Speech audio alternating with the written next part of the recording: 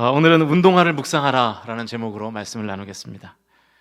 오늘 본문은 너무 유명한 오병이어의 기적 스토리입니다. 이 오병이어의 기적은 예수님이 행하신 기적 중에 사복음서에 모두 기록된 기적입니다. 이게 무슨 의미일까요?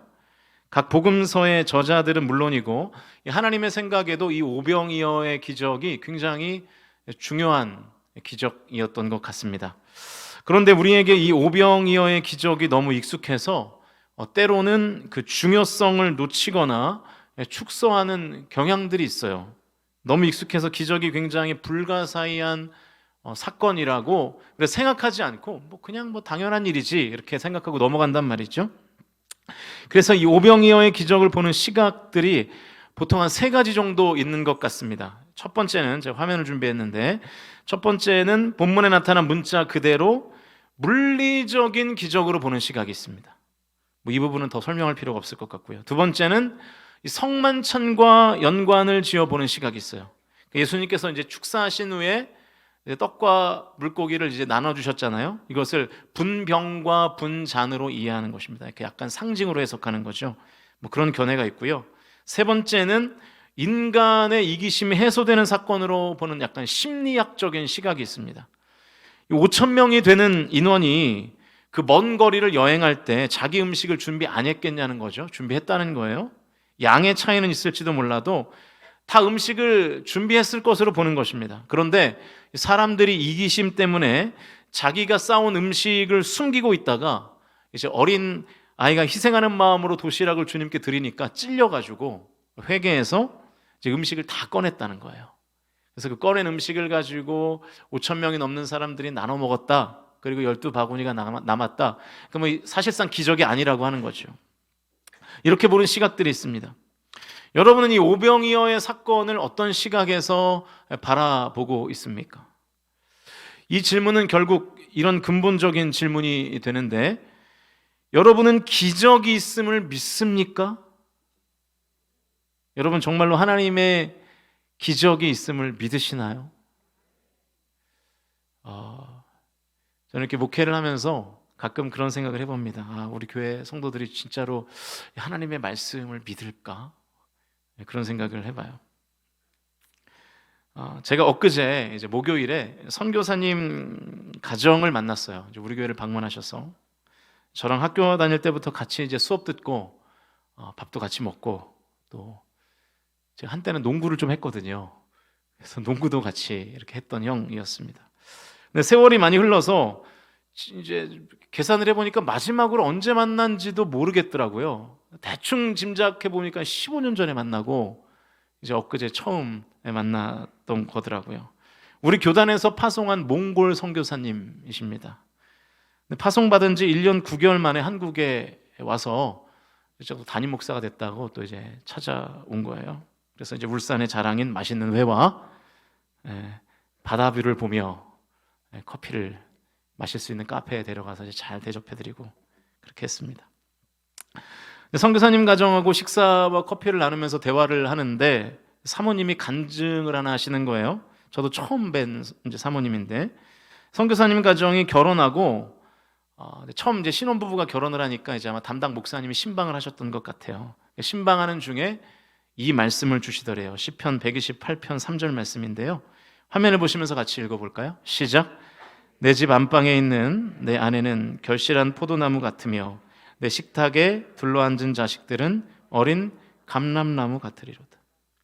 저는 이제 주로 사업장을 제가 신방할 때 이 128편 1절과 2절 말씀을 제가 이제 사용해서 많이 메시지를 나누는데, 이 목사님은 3절을 가지고 이제 신혼부부 가정에 신방하면서 말씀을 전했던 것 같습니다.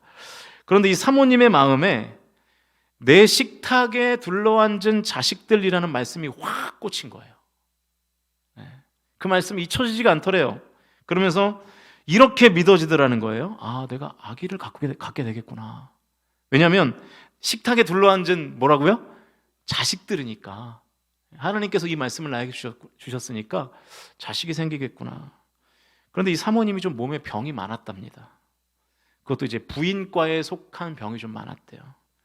자궁이 좀 많이 안 좋았던 것 같습니다.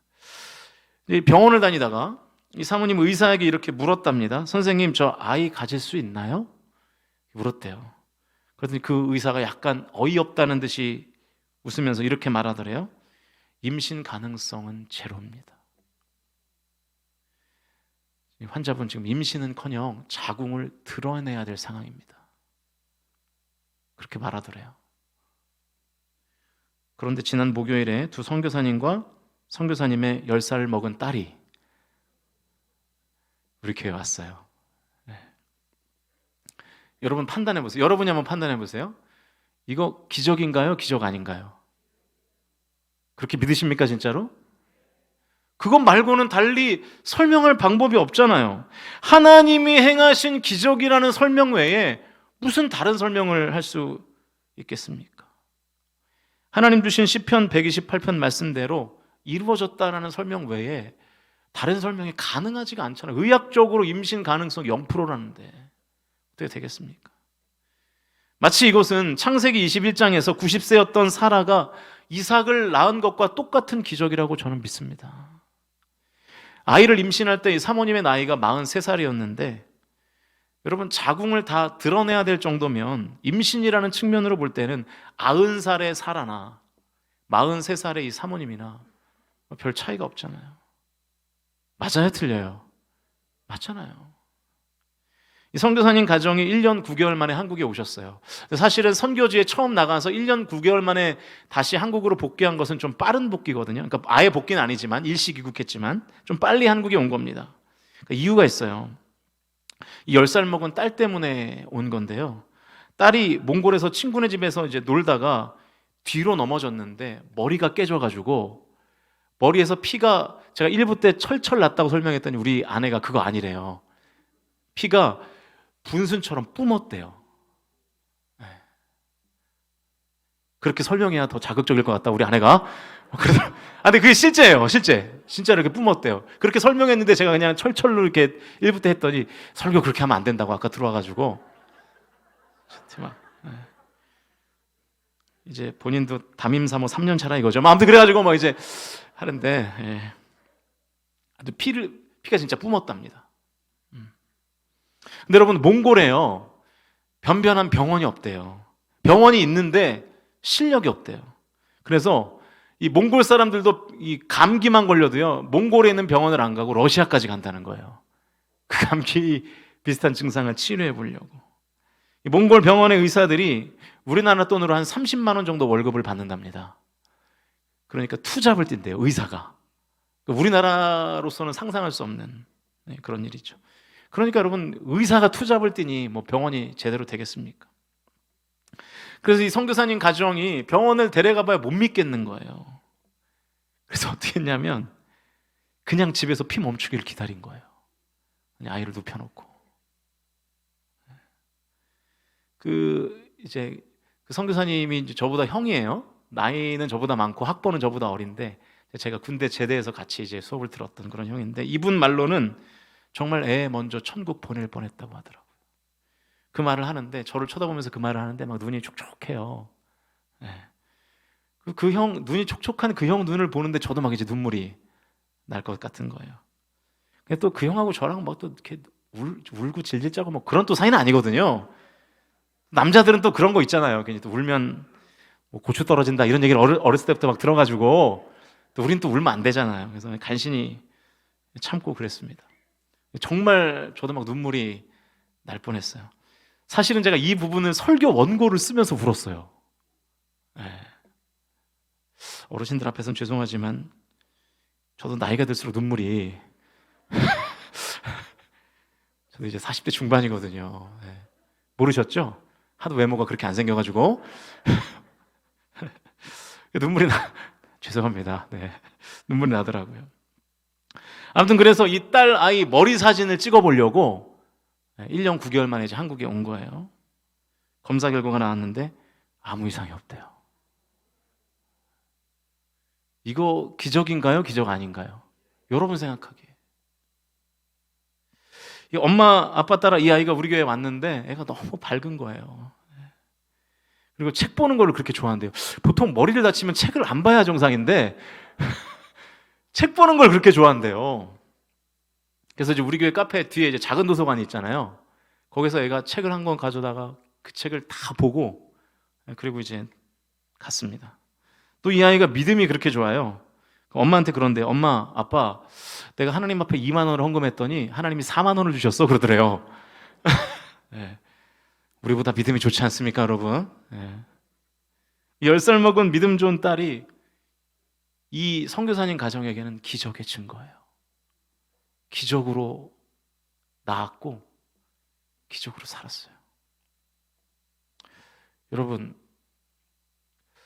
성경 시대에 수많은 기적을 일으키셨던 하나님이 뜻하시면 오늘도 기적을 일으키실 줄로 믿으실 수 있기를 주님의 이름으로 축원드립니다.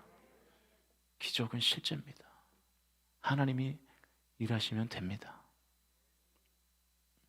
그런데 이 오병이어의 기적을 기적으로 보지 않고 인간의 이기심이 해소되는 사건으로 보면 되겠습니까? 이것은 사복음서가 모두 강조하는 오병이어의 기적을 제대로 못 보는 것입니다. 이 오병이어의 기적을 봤던 예수님의 제자들조차도 사실은 이 기적의 의미를 잘 이해하지 못했습니다. 그래서 예수님께서 제자들을 막 답답해하세요. 마태복음 16장 9절 말씀을 보시면 너희가 아직도 깨닫지 못하느냐? 떡 5개로 5,000명을 먹이고 주운 것이 몇 바구니냐? 예수님 제자들 막 답답해 하시는 거예요. 너희들 아직도 나를 모르냐? 너희들 아직도 그렇게 못 깨닫냐? 내가 떡 5개로 5,000명을 먹이고 몇 광주리가 남았는지 너희들이 다 지켜봤잖아. 그런데도 왜 못 믿니? 답답한 제자들이죠.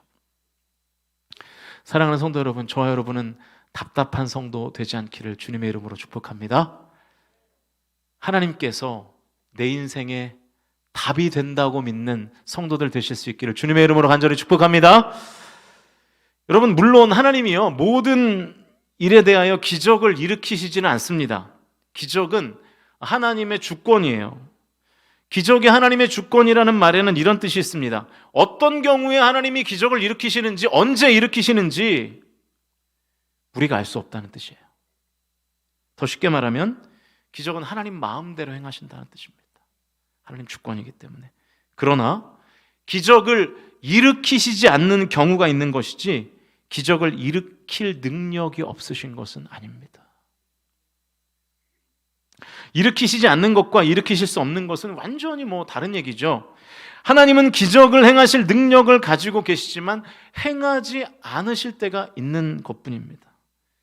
그래서 오늘 우리가 본문을 통해서 2가지의 체크 포인트를 확인하려고 합니다. 첫 번째는 하나님께서는 대체로입니다.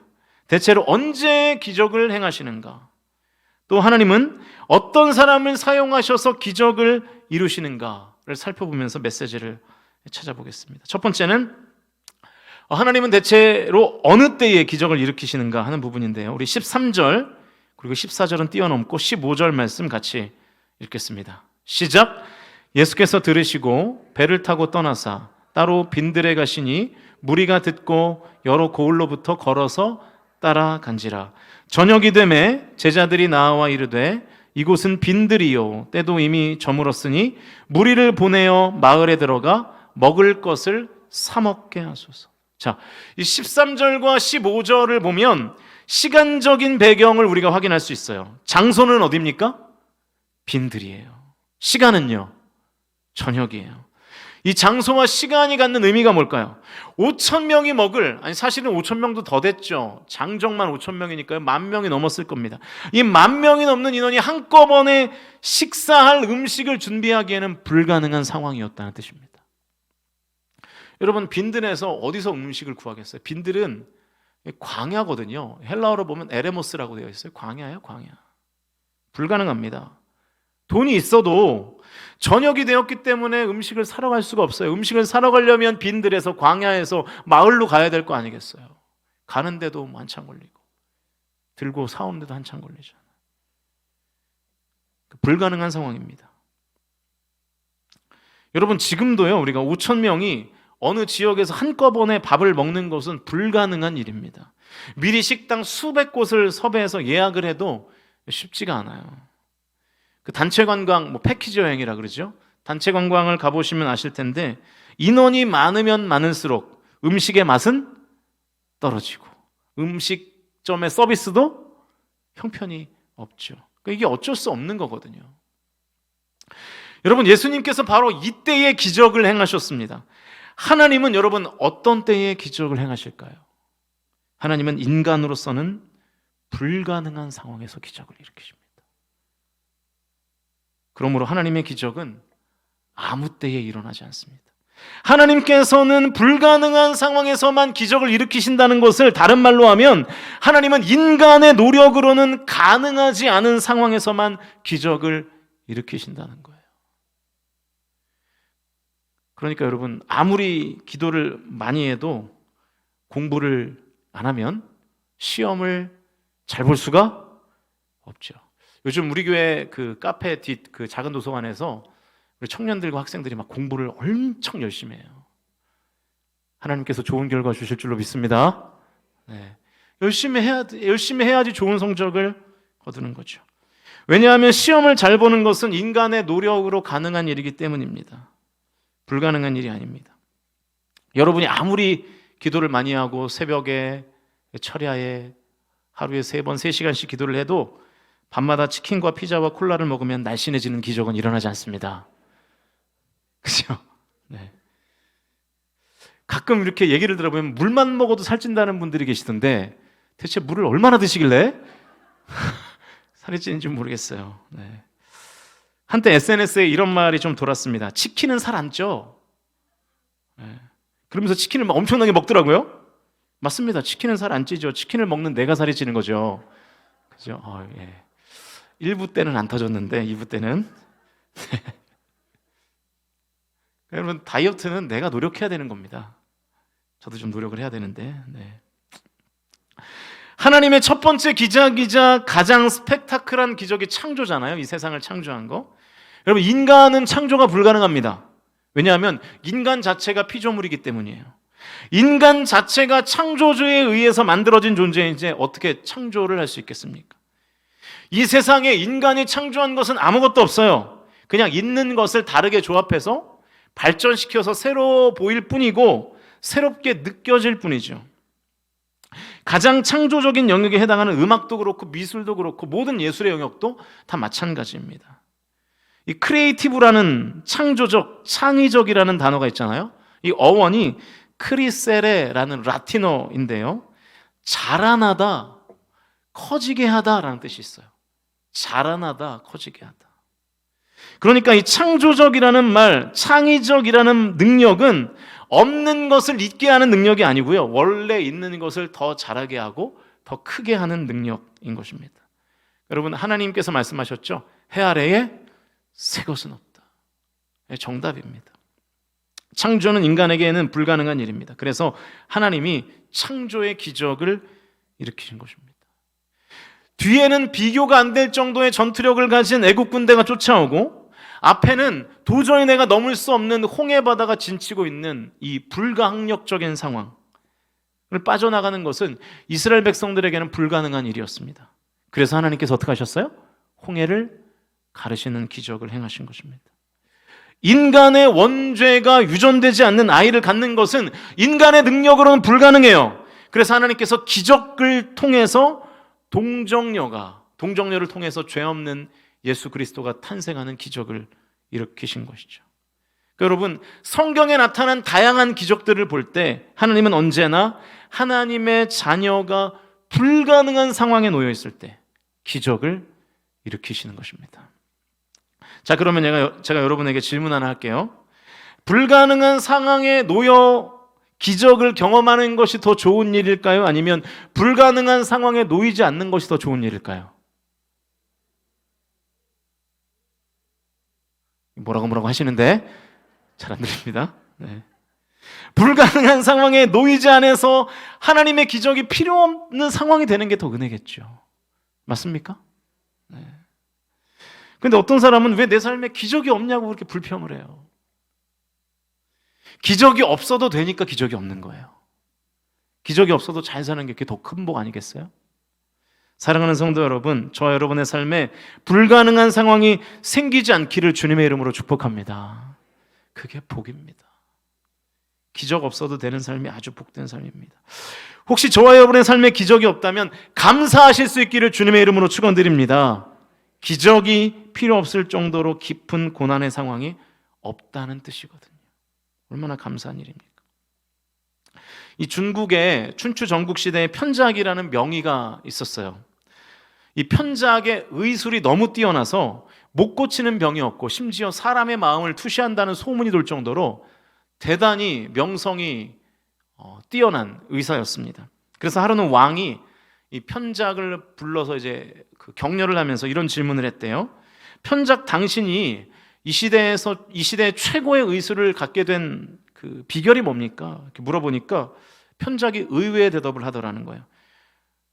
왕이시여, 사실 저는 저보다 그 나이가 많은 형이 2명이 있는데 그 2형이 저보다 더 의술이 뛰어납니다 라는 얘기를 하더라는 거예요. 그 말을 듣고 왕이 더 궁금해서 묻습니다. 그런데 왜 자네가 제일 유명하지? 편작이 다시 이렇게 대답합니다.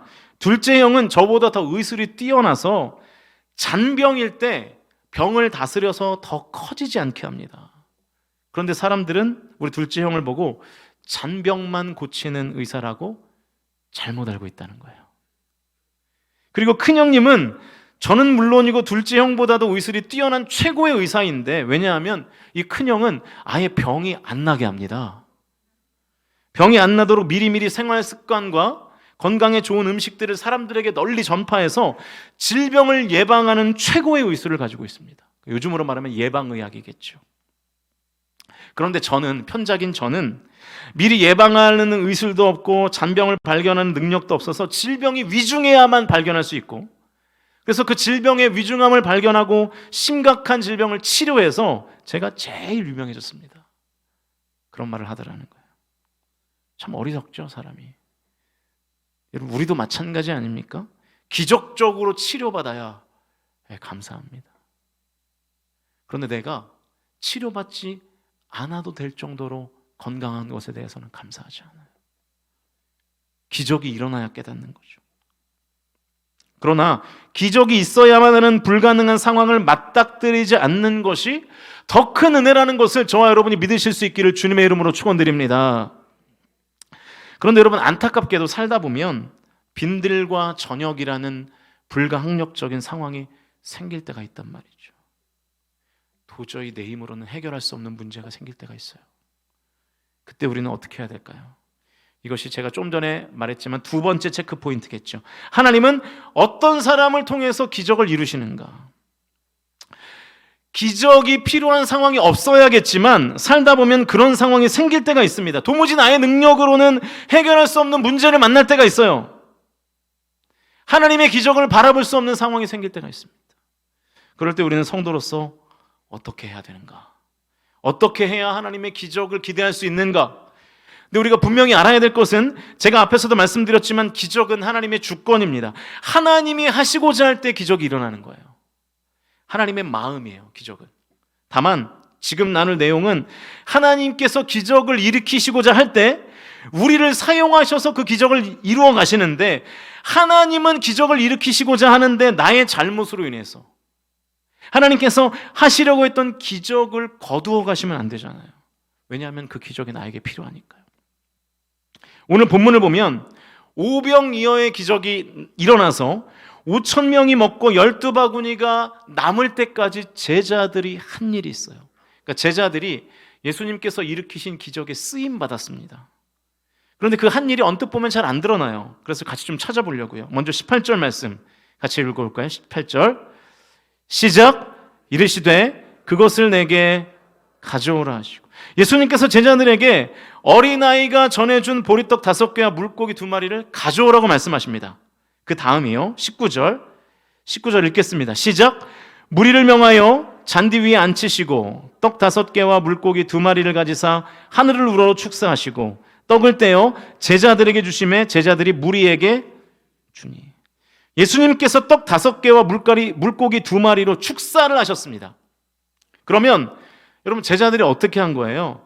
지금 예수님의 손에 보리떡 5개와 물고기 2마리가 들려있다는 것은 제자들이 예수님에게 그 보리떡 5개와 물고기 2마리를 어떻게 해준 거예요? 전달해 준 거죠. 가져다 드린 거예요. 맞아요? 이해됩니까? 네, 이게 제자들이 했던 첫 번째 행동입니다. 또 계속해서 19절 앞부분을 보시면 이 마태복음에는 예수님께서 무리에게 직접 말씀하셔서 잔디 위에 무리들을 앉히신 것처럼 되어 있는데, 다른 복음서의 병행 구절을 보면 제자들의 행동이 나와 있습니다. 마가복음 6장으로 가보시면 39절과 40절 같이 읽겠습니다. 39절 40절 시작. 제자들에게 명하사 그 모든 사람으로 떼를 지어 푸른 잔디 위에 앉게 하시니 때로 100명씩 또는 50명씩 앉은지라. 그러니까 사실은 예수님께서 직접 무리에게 이렇게 앉으라고 명령하신 것이 아니라 예수님이 누구에게 명령하셨어요?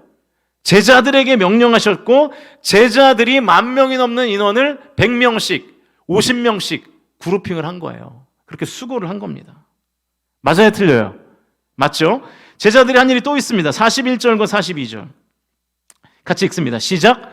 예수께서 떡 5개와 물고기 2마리를 가지사 하늘을 우러러 축사하시고 떡을 떼어 제자들에게 주어 사람들에게 나누어 주게 하시고 또 물고기 2마리도 모든 사람에게 나누심에 다 배불리 먹고. 제자들이 또 뭐 했습니까? 떡 5개와 물고기 2마리를, 그러니까 이제 불어난 떡 5개와 물고기 2마리를 무리에게 나눠주는 일을 했어요. 그래서 제자들이 나눠준 떡과 물고기를 5,000명의 사람들이 배불리 먹었습니다. 마지막으로 제자들이 한 일이 한 가지 더 있어요. 43절 같이 읽습니다. 시작. 남은 떡 조각과 물고기를 12바구니에 차게 거두었으며. 마지막에 뭐 했어요? 남은 거를 거뒀어요. 다시 거뒀습니다. 자, 정리합니다. 오늘 본문에서 제자들이 한 일이 총 4가지인데 보리떡 5개와 물고기 2마리를 예수님께 갖다 드렸어요.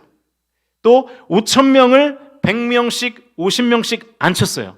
또 떡과 물고기를 무리들에게 나눠줬어요. 마지막으로 남은 것을 거두어 드렸습니다. 그랬더니 21절이, 오늘 본문 21절이 이렇게 끝나요. 21절 같이 읽겠습니다. 시작. 먹은 사람은 여자와 어린이 외에 5,000명이나 되었더라. 여러분, 이게 무슨 말이에요? 오병이어의 기적이 실제가 됐다는 뜻이에요. 맞죠? 자, 예수님께서 기적을 일으키시려고 마음을 먹으신 때가 오늘 본문에 의하면 18절입니다. 그리고 기적이 일어나서 완료된 때가 21절이에요. 자, 그러면 이 18절과 21절 사이에 복음서들을 종합해 보면 제자들이 4가지의 행동을 했습니다. 제가 정리를 해봤는데 보여주세요. 첫 번째는요, 예수님께 가져다 드렸고요. 두 번째는 무리를 앉혔고, 세 번째는 음식을 나눠줬고, 네 번째는 남은 것을 거뒀습니다. 맞습니까? 제자들이 이런 일을 다 한 거예요. 자, 예수님의 주권적인 기적에 대한 결심과 그리고 기적의 결과가 있기까지 제자들은 4가지의 행동을 한 것입니다. 자, 이제는 이 4가지의 행동의 성격을 좀 보자고요. 떡과 물고기를 예수님께 전달하는 거, 여러분 이거 쉬운 일입니까? 어려운 일입니까? 소년에게 받아다가 예수님에게 다시 토스하는 거, 쉬워요, 어려워요? 쉬운 일이죠. 무리를 100명씩 50명씩 앉히는 거, 이거 쉬울까요? 어려울까요? 이거 조금 어렵습니다. 조금 어려워요. 제가 우리 효도공간 갈 때 우리 어르신들 그때 한 40명 갔나요? 아, 이게 또 통제하는 게 쉽지 않습니다. 네. 저는 안 했지만 우리 부역자들 했지만 막 소리 질러야 되고 막 화장실 여기 있어요. 막 이래야 돼요. 막 이런 거 해야 된다고요. 쉽지 않습니다. 그러나 할 수 있는 일이죠. 100명씩 50명씩 앉히는 거 할 수 있잖아요. 좀 버거운 일이긴 하지만. 음식을 나눈 일은 어떨까요? 한 10,000명이 넘는 사람에게 음식을 하나씩 이렇게 나눠줘야 되는 거, 이거 힘들 겁니다. 꽤 버거운 일이에요. 그러나 못할 일은 아니에요. 맞습니까? 맞죠? 남은 음식을 거두는 일, 12바구니니까요. 12명의 제자가 12바구니를 거두는 거, 그러니까 한 바구니씩 거두는 거, 사실은 좀 어려운 일이라기보다는 귀찮은 일일 겁니다. 아니, 그냥 버리지, 그거. 귀찮게 뭘 거두나. 보세요. 쉬운 일, 조금 힘든 일, 꽤 힘든 일, 귀찮은 일이었지만 할 수 있는 그 일을 제자들이 기꺼이 감당했을 때 오병이어의 기적이 실제가 된 줄로 믿습니다. 그럼 제가 그러고 보니까요, 성경에서 하나님께서 기적을 베푸시는 장면들을 보면 비슷한 과정들이 다 있더라고요. 하나님께서 홍해를 가르시는 기적을 일으키실 때 그냥 갑자기 가르시지 않았어요. 모세에게 한 가지 수고를 하라 그랬어요. 그게 뭘까요? 지팡이를 내밀라고 했어요. 모세에게. 그거 안 내밀어도 하나님 기적 일으키시는데 전혀 지장 없어요. 그런데 모세에게 지팡이를 내밀라고 그랬어요. 여러분, 내가 들고 있는 지팡이를 내미는 거, 그 쉬운 일입니까? 어려운 일입니까? 쉬운 일이죠. 그런데 하나님 그 쉬운 일을 시키시더라고요. 새벽 시간에 지금 여호수아서 이 부분을 보고 있는데 요단강이 갈라지는 기적을 하나님께서 일으키셨잖아요. 그런데 그냥 가르치지 않았습니다. 하나님께서 지팡이를 내미는 것보다는 약간 더 어려운 일을 시키시는데 언약궤를 들고, 제사장들이 언약궤를 들고 물에 발을 담그라 그랬어요. 담그기 전까지는 요단강 안 갈라집니다. 담그니까 요단강이 갈라져요. 조금 더 어렵고 귀찮은 일이죠. 여리고로 가보실까요? 난공불락 여리고성이 무너지는 기적을 일으킬 때도 하나님 그냥 무너뜨리시면 되잖아요. 근데 그냥 안 무너뜨리십니다. 하루에 한 바퀴씩. 마지막 날에는 돌라는 거예요. 계속 돌라는 거예요. 여러분, 이게 꽤 부담되는 일이었을 것 같습니다. 그 이스라엘에서 한인교회 목회하시는 그 최완병 목사님이라고 계시는데 저랑도 약간의 친분이 있고, 이 목사님이 유튜브를 하나 찍으셨는데 당시에 그 여리고성을 대충 이렇게 어림짐작해서 한 바퀴 돌아보는 영상을 찍어가지고 유튜브에 올리셨더라고요. 막 땡볕에 막 한 2시간 정도 걸린다. 정확히 모르겠어요. 2시간에서 3시간 사이였던 것 같은데 그 정도 걸린다라고 이제 나름대로 팩트 체크를 한 거예요. 여러분, 하루에 2시간 여리고성을 도는 거 굉장히 버거운 일일 겁니다. 우리 교회 공동체 걸으라 그러면 벌써 낙오자들이 여기저기 생길 거예요. 꽤 부담되는 일입니다. 그러나 죽어도 못할 일은 아니죠. 마지막 날 7바퀴 도는 거 죽어도 못할 일일까요? 그렇진 않아요. 쉬엄쉬엄 한 걸음 한 걸음 가면 굉장히 부담되는 일이지만 쉬엄쉬엄 걸으면 할 수 있는 일들이죠. 하나만 더 볼게요. 하나님께서 엘리사를 통해서 한 과부의 집에 기름이 넘쳐나는 기적을 일으키시는데 어땠냐면 그 엘리사가 이 과부에게 아주 재밌는 요구를 합니다. 열왕기하 4장 3절부터 6절까지의 말씀 같이 읽어보시죠. 읽습니다. 시작. 이르되 너는 밖에 나가서 모든 이웃에게 그릇을 빌리라. 빈 그릇을 빌리되 조금 빌리지 말고 너는 내 두 아들과 함께 들어가서 문을 닫고 그 모든 그릇에 기름을 부어서 차는 대로 옮겨 놓으라 하니라. 여인이 물러가서 그의 두 아들과 함께 문을 닫은 후에 그들은 그릇을 그에게로 가져오고 그는 부었더니 그릇에 다 찬지라. 여인이 아들에게 이르되 또 그릇을 내게로 가져오라 하니 아들이 이르되 다른 그릇이 없나이다 하니 기름이 곧 그쳤더라. 저는 이 말씀을 보면서 이런 상상을 해봐요. 이 빈 그릇을 과부가 빌리러 다닐 때 얼마나 귀찮았을까. 기적을 일으키실 거면 아예 그냥 빈 그릇까지 만드는 기적을 일으켜 주시지. 그거 뭘 또 그거를 빌려오라고 그러시나. 또 조금 빌리지 말고 어떻게 하래요? 많이 빌려오래요.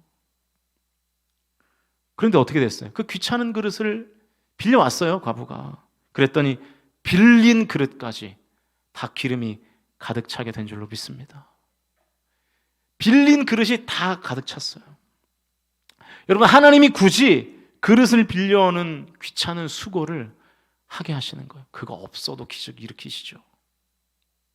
우리가 성경에 등장하는 다양한 기적 스토리를 우리가 이렇게 하나하나 따져보면 부인할 수 없는 사실이 있는데 성경에서 하나님이 기적을 일으키실 때에는 반드시 우리를 사용하신다는 거예요. 쉬운 일, 조금 힘든 일, 부담스러운 일, 귀찮은 일을 통해서 하나님이 기적을 일으키신다는 거예요. 여러분, 물론 이렇게 해도 기적이 없을 수도 있습니다. 왜냐하면 기적은 하나님 마음이시거든요. 하나님이 명령하신 쉬운 일, 조금 힘든 일, 버거운 일, 귀찮은 일을 해도 기적이 없을 수 있어요. 그러나 하나님께서 명령하신 이 쉬운 일, 조금 버거운 일, 부담스러운 일, 귀찮은 일을 하지 않으면 기적은 아예 없습니다. 이렇게 해도 기적이 없을 수는 있지만 이렇게 하지 않으면 기적은 절대로 없습니다.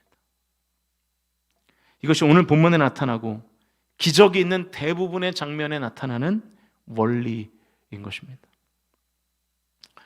여러분, 나에게 기적이 필요해요. 나에게 기적이 필요한데 섭리 안에서 하나님의 선택에 의하여 기적이 임하지 않았다면 그것은 그냥 우리가 수용하고 받아들여야 됩니다. 하나님의 선택을 내가 어떻게 바꾸겠어요? 그런데요, 잘 들어보세요. 그런데요, 정말 나에게 하나님의 기적이 필요하고 하나님도 나에게 기적 행하시기를 원하시는데 하나님이 명령하시는 쉬운 일, 조금 어려운 일, 버거운 일, 귀찮은 일을 내가 하지 않아서 기적이 나의 삶의 실제가 되지 못한다면 억울하지 않겠습니까? 그냥 억울한 게 아니라 통타는 일 아니겠습니까? 기적이 필요한 상황이라는 것은 내 삶에 지금 극심한 고난과 고통이 있고 큰 두려움이 있고 해결할 내 능력으로는 도무지 해결할 문제가 있다는 뜻일 텐데 내가 게을러서, 내가 불순종해서 하나님의 기적이 임하지 않는다면 이것만큼 큰 비극이 어디 있겠습니까? 사랑하는 성도 여러분, 여러분에게 진심으로 권면드립니다. 하나님이 명령하신 쉬운 일, 조금 힘든 일, 그리고 버거운 일, 귀찮은 일을 하실 수 있기를 주님의 이름으로 축원드립니다. 그때 하나님의 기적이 여러분의 삶 가운데 실제가 되는 거예요. 내가 못하는 일도 아니고 내가 할 수 있는 그 일을 너무 쉽다고 안 하고 조금 힘들다고 안 하고 버겁고 귀찮다고 안 해서 내가 할 수 없는 기적을 놓친다면 너무 안타까운 일 아닙니까? 사랑하는 성도 여러분, 하나님이 여러분에게 명령하신 쉬운 일, 조금 힘든 일, 버거운 일, 귀찮은 일 하실 수 있기를 주님의 이름으로 축원드립니다. 그래서 내가 할 수 없는 기적을 경험하시는 저와 여러분이 다 되실 수 있기를 주님의 이름으로 간절히 축복합니다. 이제 말씀을 정리하겠습니다. 제가 생각해 봤어요. 우리는 왜 하나님을 믿는다고 하면서도 쉬운 일을 안 할까? 조금 버겁다고 그 일을 안 할까? 왜 귀찮은 일이라고 안 할까? 하나님을 믿는데도 왜 안 할까? 이해가 안 되기 때문인 것 같아요. 쉬운 일인데도 안 한다면 그것은 이해가 안 돼서 안 하는 거예요. 못하는 건 아니잖아요. 안 하는 거지. 근데 여러분, 왜 우리가 하나님의 명령을 이해하지 못할까요? 제가 어떤 책을 읽다가 답을 찾은 것 같아요. 우리가 하나님 위에 있기 때문이에요. 하나님 위에 서 있기 때문에 하나님이 이해가 안 돼요. 제가 왜 이렇게 단정적으로 말하냐면 이해하다라는 영어 단어를 분해하는 어떤 책을 제가 보고 깨달았어요. 어떤 책인지는 제가 모르겠어요. 기억이 안 나요. 근데 이 책에서 말하기를 이해하다, 이 understand라는 단어를 이렇게 설명하더라고요. under는 어디 아래라는 뜻이죠. 전치사입니다. stand는 서다라는 동사예요. 이해가 되려면 어디에 서야 됩니까? 아래에 서야 돼요. 아래. 우리가 하나님의 뜻을 이해하려면 하나님 아래에 서 있어야 됩니다. 하나님 위에 서 있으면 하나님의 명령 우리 이해 못해요. 그래서 하나님의 명령임에도 불구하고 이해를 사실 못하는 게 아니라 안 하는 거죠. 이해를 안 하니까 쉬운 일이어도 안 하는 거예요. 조금만 버거워도 그 일 안 합니다. 부담스러우면 그 일 안 합니다. 귀찮아서 그 일 안 해요.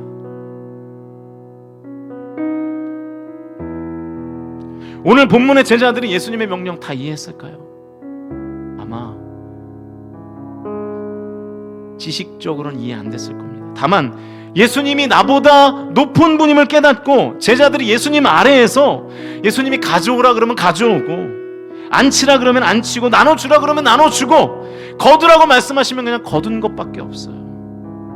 그 일을 왜 할 수 있었느냐?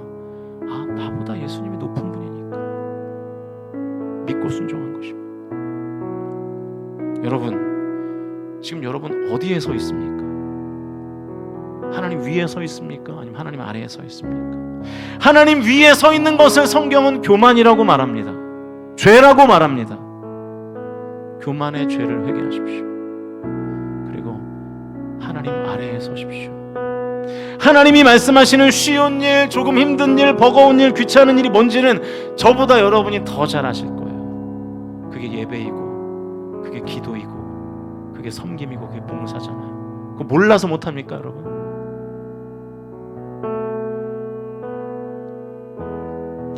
하나님 아래에 서서 좀 그 일을 하십시오. 이해가 안 돼서 안 하겠다는 그런 교만함을 좀 버리세요. 여러분은 어떤 운동화 브랜드를 제일 많이 갖고 계세요? 그래서 이제 설교 제목이 왜 운동화를 묵상하라인지 설명하겠습니다. 아마도 나이키겠죠? 나이키. 저도 제 신발장을 보니까 나이키 운동화가 한 2켤레 있더라고요. 나이키를 아마 제일 많이 신으실 겁니다. 제일 비싸기도 하지만 좋은 운동화니까. 근데 여러분 신지만 마시고요, 그 나이키 신발을 신을 때마다 좀 묵상을 하시면 좋겠어요. 그 나이키 브랜드의 정신이 뭔지 아시죠? 나이키의 캐치프레이즈가 이렇습니다. Just do it. 해석하면 뭐예요? 그냥 해라. 그냥 해라, 제발. 여러분, 하나님이 어떤 일을 시키시면 그냥 좀 제발 하세요. 이렇게 쉬운 일 한다고 기적이 일어나겠나, 그런 생각하지 마시고 그냥 좀 하세요.